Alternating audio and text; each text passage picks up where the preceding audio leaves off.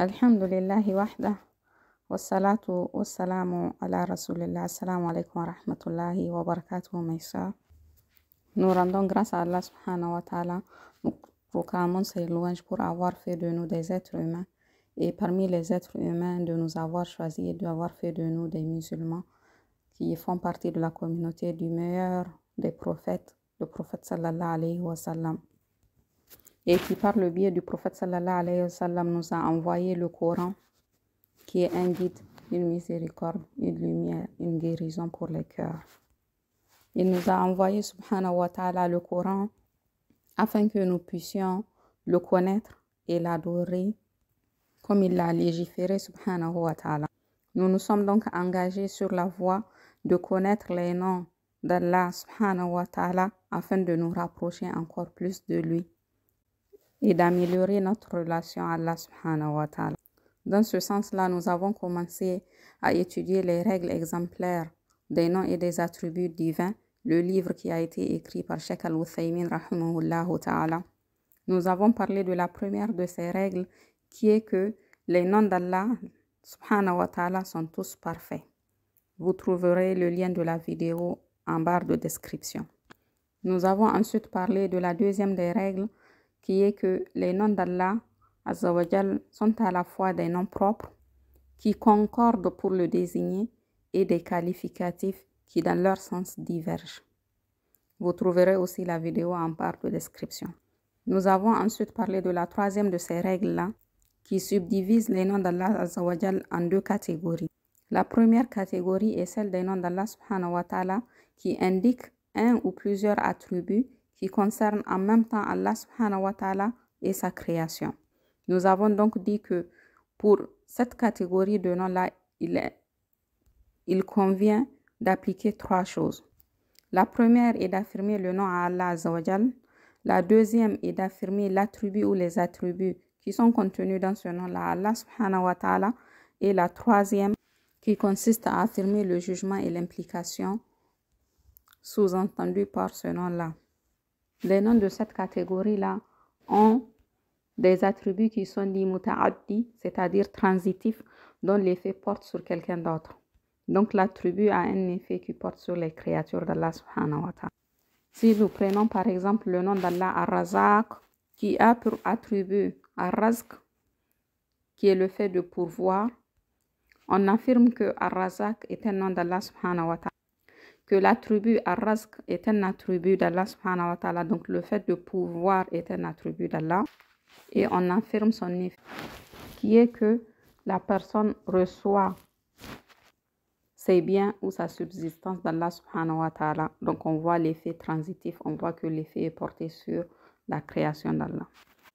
La deuxième catégorie des noms d'Allah subhanahu wa ta'ala, ce sont les noms qui ont des attributs intransitifs.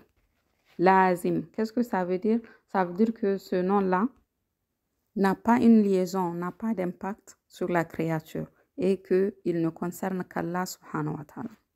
Donc pour cette catégorie de noms, on applique deux choses. On affirme le nom à Allah Azza wa Jal et on affirme l'attribut qui découle de ce nom-là à Allah. Donc si nous prenons par exemple le nom d'Allah Al-Hayy, le vivant, on affirme que Al-Hayy est un nom d'Allah, on affirme que l'attribut de vie qui est contenu dans le nom Al-Hayy est un attribut d'Allah subhanahu wa ta'ala. Donc quand nous prenons un des noms d'Allah Azza wa Jal, on se pose la question de l'effet que ce nom-là a ou pas sur la créature. Est-ce que ce nom est transitif, c'est-à-dire que son effet porte sur la création, sur les créatures, ou intransitif, cela veut dire que ce nom-là concerne uniquement Allah subhanahu wa ta'ala et n'a aucun effet sur la créature. La quatrième règle citée par le Cheikh rahimahullah ta'ala, c'est que les noms d'Allah Azza wa Jal indiquent des sens et que ces sens-là indiquent l'essence d'Allah Azza wa Jal, son entité et ses attributs qui sont des sifas.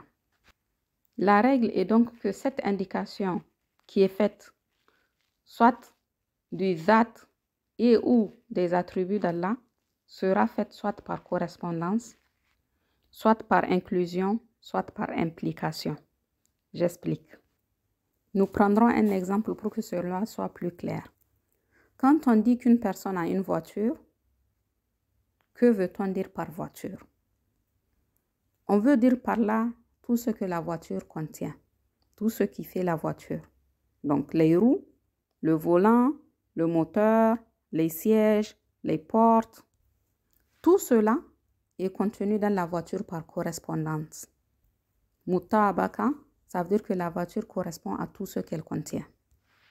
Et c'est la même chose si je dis que j'ai une maison, donc les toits, le toit, la fondation, la cuisine qui est dans la maison, le salon, les meubles qui sont dedans, tout cela est contenu dans la maison. Donc quand on utilise le terme maison, on veut dire par maison tout ce qui constitue une maison.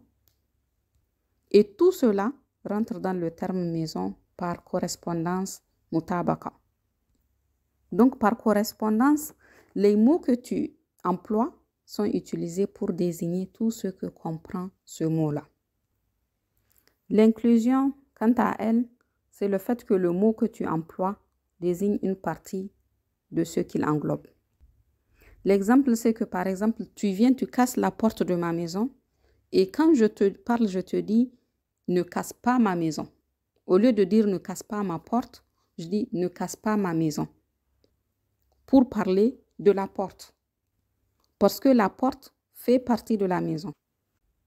L'inclusion, c'est donc quand tu vas utiliser le mot pour désigner une partie de ce que ce mot-là englobe. Par exemple, tu vas dire ma voiture est en panne. Mais est-ce que c'est toute la voiture qui est en panne? Est-ce que c'est toutes les composantes de la voiture qui sont en panne? Non. C'est juste pour dire que le moteur est en panne. Donc, le moteur ne marche pas. Et tu utilises la voiture pour parler du moteur. Quand tu dis la voiture est en panne, on peut comprendre par là que c'est le moteur qui est en panne. Donc, tu as utilisé le mot pour désigner juste une partie de ce qui est compris dans la voiture. C'est ce qu'on appelle at-tadammun. L'implication al-iltizam, c'est quand tu utilises le mot pour désigner une chose qui ne fait pas directement partie de lui. Par exemple, pour la voiture, on sait qu'elle n'est pas venue là toute seule. On sait donc qu'il y a eu un fabricant pour la voiture. Le fait tout simplement qu'il y ait la voiture veut dire que cette voiture-là a été fabriquée et donc que par implication, elle a un fabricant et qu'il y a eu un fabricant. Donc tu vas utiliser le mot voiture pour par implication parler de son fabricant. Et c'est cela, al-iltizam, l'implication, c'est utiliser le mot, employer le mot pour désigner une chose qui est en dehors du mot, qui est extérieur à lui, mais qui est impliqué. Donc pour la maison, on sait que la maison, elle ne s'est pas faite toute seule et qu'il y a eu un constructeur de la maison. Donc on peut utiliser le mot maison pour parler du constructeur par implication. Maintenant donc que nous avons compris ce qu'il y a dans ces termes-là, mutabaka, correspondance, tadammun, inclusion, et al-iltizam, implication, on va les comprendre par rapport à cette règle que nous cite le cheikh, rahimahullahu ta'ala. Donc si nous prenons par exemple le nom d'Allah, al-Khaliq, le créateur, ce nom-là nous indique l'essence d'Allah, l'entité d'Allah, son être. Il est celui qui crée, le créateur. Mais aussi son attribut, qui est le fait de créer. Donc, par correspondance mutabaka, cela veut dire que le nom al-Khaliq correspond à la fois à l'essence divine, le zat d'Allah, mais aussi à son attribut, donc sa sifa, par correspondance, par mutabaka.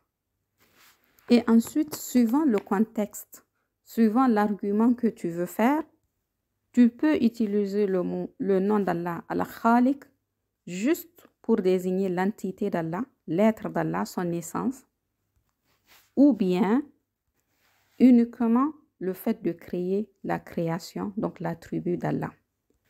Donc par inclusion, par tadammun, tu peux utiliser le nom pour juste indiquer une partie de ce qui est dans le nom. Maintenant, quand on parle du nom d'Allah al-Khaliq, cela nous oriente vers le fait qu'Allah subhanahu wa ta'ala a la science, la capacité et même la volonté, al-irada. Donc par implication, le nom d'Allah al-Khaliq attire notre attention vers d'autres attributs. Car pour qu'Allah subhanahu wa ta'ala soit le créateur, al-Khaliq, il faut qu'il ait la science, la connaissance de ce qu'il veut créer. Il faut aussi qu'il ait la capacité et la puissance de pouvoir créer, mais aussi la volonté de créer. Car s'il ne le veut pas, il n'aurait pas créé. بديع السماوات والأرض فإذا قضى أمرا فإنما يقول له كن فيكون. Il est le créateur des cieux et de la terre à partir du néant. Lorsqu'il décide une chose, il dit soit et elle est aussitôt. Donc ici, il y a le fait qu'Allah subhanahu wa ta'ala soit al-Khaliq implique qu'il ait la volonté. Ensuite, après avoir cité les règles, le cheikh rahimahullah ta'ala donne des arguments quant à cette règle-là dans le Coran pour expliquer la liaison qu'il y a entre les mots. Il donne pour exemple le verset de la sourate Al-Talaq, verset 12. الله الذي خلق 7 سماوات ومن الأرض مثلهن يتنزل الأمر بينهن لتعلموا أن الله على كل شيء قدير لتعلموا أن الله على كل شيء قدير وأن الله قد أحاط بكل شيء علما. Allah qui a créé 7 cieux et autant de terres, entre eux son commandement descend, afin que vous sachiez qu'Allah est en vérité omnipotent et qu'Allah a embrassé toutes choses de son savoir. Ainsi, le cheikh, rahimahullah ta'ala, donne ce verset comme argument quant à cette règle-là, parce qu'il montre que Allah subhanahu wa ta'ala a mentionné qu'il a créé les cieux et la terre, tout en montrant qu'il a la capacité al-Qudra et la science al-Ilm. Ainsi, par correspondance, le nom d'Allah al-Khaliq correspond entièrement à l'entité désignée qui est Allah Azza wa Jal et à son attribut qui est le fait de créer la création. Ce nom désigne aussi chacune des parties qui constituent le mot de manière séparée. Par inclusion, le nom pointe ou oriente séparément, soit vers l'essence divine, soit vers la création, le fait de créer, suivant le contexte et suivant l'argument que tu veux utiliser. Et d'autre part, si quelqu'un veut fabriquer quelque chose alors qu'il ne sait pas, comment peut-il faire? Cela n'est pas possible. Donc pour qu'il soit créateur, al-Khaliq, cela implique par conséquent qu'il a l'attribut de science. Mais si on a le savoir pour créer et qu'on n'en a pas la capacité, on ne peut pas aussi créer. Donc, par implication, le nom d'Allah al-Khaliq comprend l'attribut de Qudra, la capacité. Et pour qu'Allah subhanahu wa ta'ala crée, il faut qu'il en ait la volonté al-irada. Donc, en résumé, cette règle-là concerne ce vers quoi orientent les noms d'Allah Azza wa Jal. Des fois, ce nom est utilisé pour désigner l'essence divine, l'être d'Allah, son zat, mais aussi son attribut, sa sifa. Et cela par ce qu'on appelle mutabaka, la correspondance. Donc, c'est quand on utilise le nom pour indiquer tout ce qu'il y a à l'intérieur sans rajouter ni diminuer. Quelquefois, donc, nous utilisons le nom pour désigner juste une partie de ce que ce nom-là contient comme sens. Donc, on parle ici d'inclusion, de tadammun. C'est quand on utilise le nom juste pour parler d'une seule partie, qui est bien sûr incluse dans le total.